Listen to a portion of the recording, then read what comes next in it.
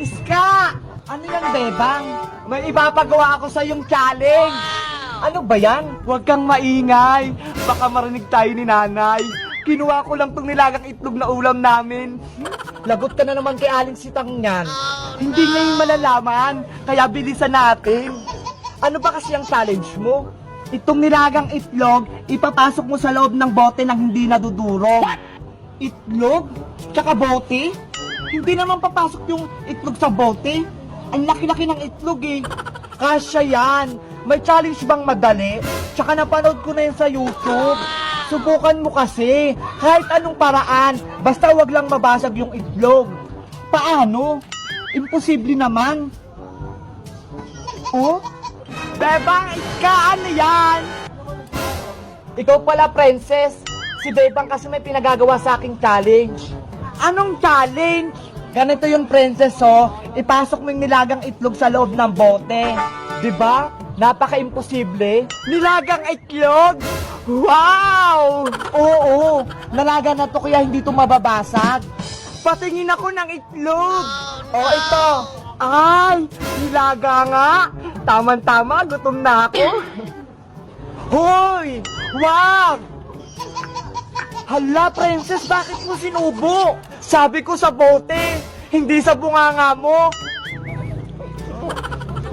Hay nako, gutom ka na naman, princess.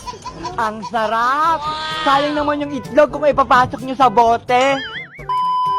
O, Bebang, sirit na. Hindi naman namin alam kung paano ipasok sa bote. Mamaya, ubusin pa yan ni princess eh.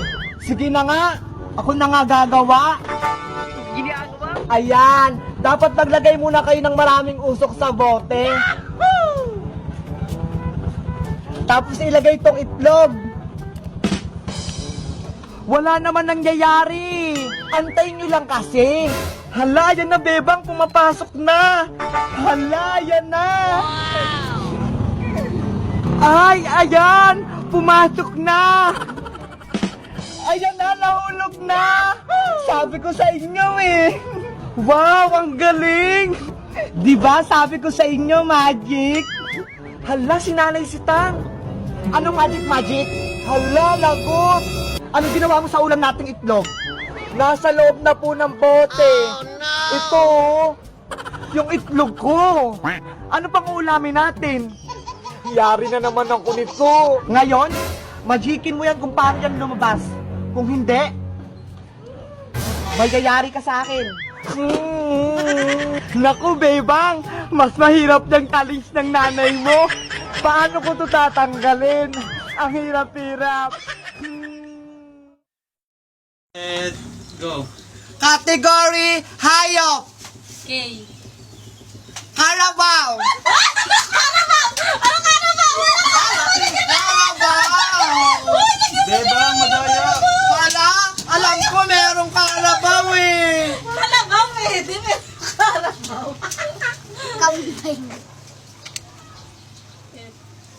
Tulo ko. One, two, Fish! wala. Bebang, sakit ng mata ko. Ano may ako manok? Elephant! Talino. Wow! One, two, three.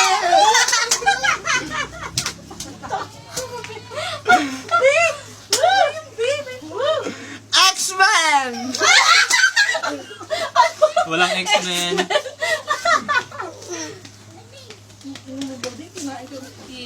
Il. One. Ay, matalino din.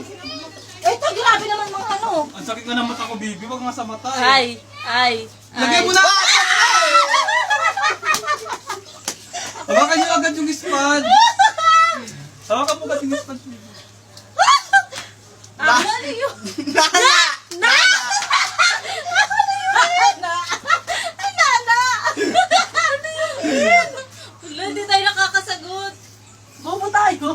Babe. Baboy. Ulam. One, two. Pakala. Frog. Ano? Ay, frog. Ba't puro F sa akin? Bakit ka Lagyan mo agad ng ano. Ulan! Ulan!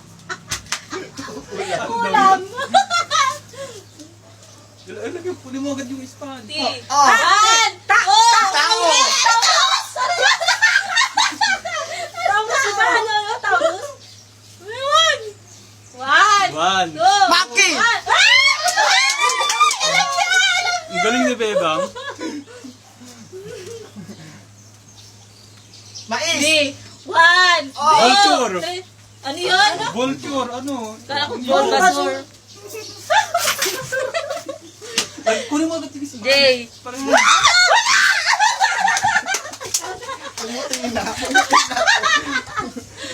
sponge agad kunin mo. Wala walang ano. Apish! Apish! Oy, wala eh! Ano na eh?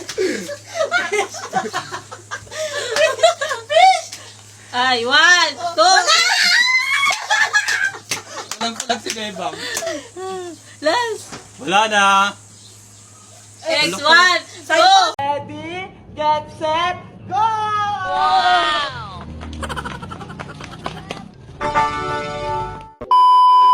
Ate Bebang, tala dito.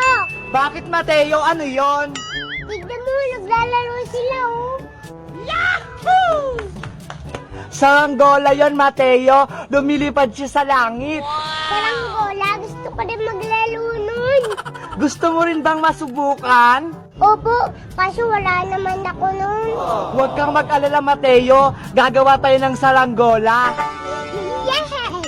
Ayan, Mateo. Ayan yung mga kailangan natin para gumawa ng saranggola. May papel, may tingting, may gunting, may tape, at syempre, merong sinulit. Wow! Tara, simulan na natin gumawa. Gugupitin natin to ng papel ng pa-square. Ayan! Etong tingting, gawin mong krus, itali mo, para hindi sila maghiwalay. Kuhanin mo yung scotch tape, idikit mo yung tingting sa papel. Hala, Ate Bebang, malapit na. Tapos, tatalian na natin yung saranggola. Tutusukin natin dito magkabilaan, pareho sila. Ayan, natali na. Lalagyan na natin ng mahabang sinulid. Ang bilis naman, Ate Bebang. Ayan na, may tali na. Lalagyan na lang natin ng buntot. Ididikit lang natin siya, Mateo. Hala, ang ganda palang iniplano. Ayan, pwede na to. Tara na, Ate Bebang, maglaro na tayo. Tara na, excited na din ako maglaro. Dale, Jeric, sali kami. Sige, Ate Bebang, maglaro na tayo. Tara na, Mateo.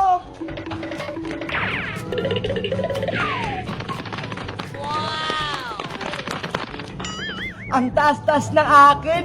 Mateo, bilisan mo. Ang bagal-bagal mo naman, hindi mataas yung sayo. Ang saya-saya nga, Ate Bebang. Isa pa. Sige, tara. Ready, get set, go!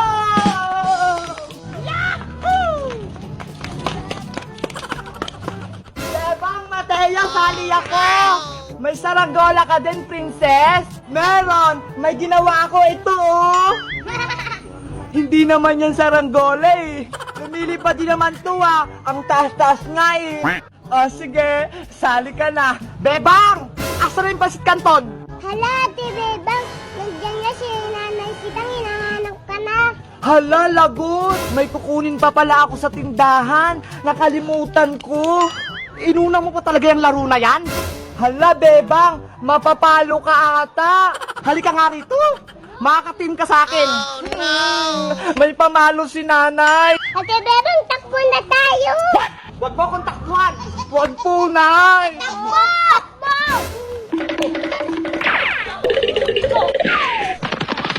Alay niyo ko.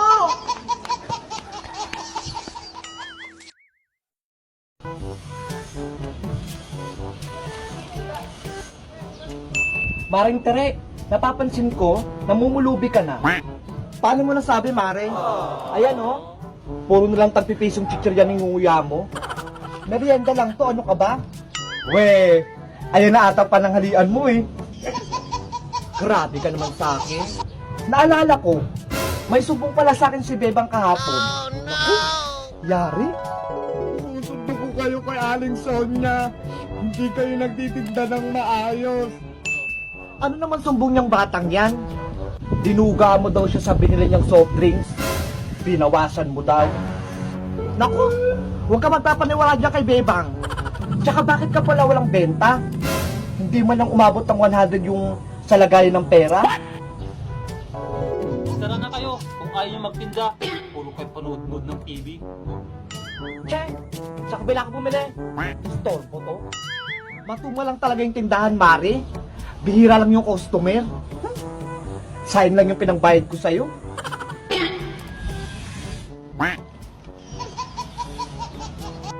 Sino yung bata na yan? Palimos po. Hala, Maring Sonia, nanglilimos yung bata. Ay, oo nga. Kawawa naman tong bata. Palimos po kahit yung chichirya na lang. Ano? Ito na nga lang yung kaya kong bilhin, hingiin mo pa? Tere, maawa ka naman sa bata. Bigyan mo na. Diyan oh. Humingi ka dyan sa may-ari ng tindahan oh. Marami ang pera. Pinasa pa sa akin. Pahingi pong pera kahit 1,000 lang po. Ha? Ang laki naman ang hinihingi mo. Ano ako mayaman?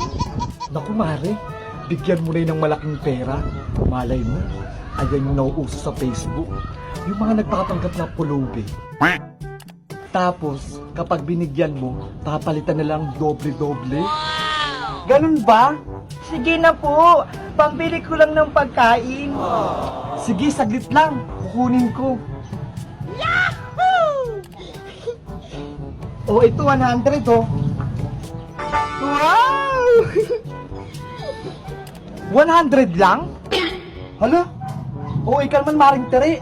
Hindi naman ikaw yung pagbibigyan. Wala pong dagdag. Nagugutom po kasi ako eh. Hihirit ka pa talaga eh, no? O ito, pagkain. Salamat po. O ayan ha, umuwi ka na. Thank you po. Ang kuripot mo naman, Mari. 100 lang?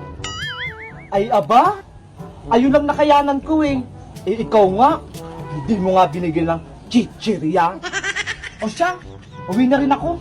O sige na, may gagawin din ako. Later. Nay! What? Nandyan ka pa rin? Hindi ka pa rin nauwi? Oh no! Eh kasi, inaantay ko po kayo eh. Bakit nandito? Pinauwi ako dito ni tatay. May gagawin daw siya sa malayo. Laga na lang doon na yan. Bibigyan pa ako ng sakit ng ulo. Asan na yung perang inabot siya ni Maring Sonia? Ito po oh. Ayan. May 100 na naman ako. Buti na lang hindi ka nakilala ni Maring Sonia. Ano ba kasi nangyari dyan sa mukha mo? Bunging-bungi ka na? Kasi lagi akong kumakain ng candy. Ayan tuloy. Wala na akong ngipin. Hayaan mo na. Ang cute-cute mo pa rin, princess. Halika na, uwi na tayo. Talaga ba, Nay? Sige, uwi na tayo.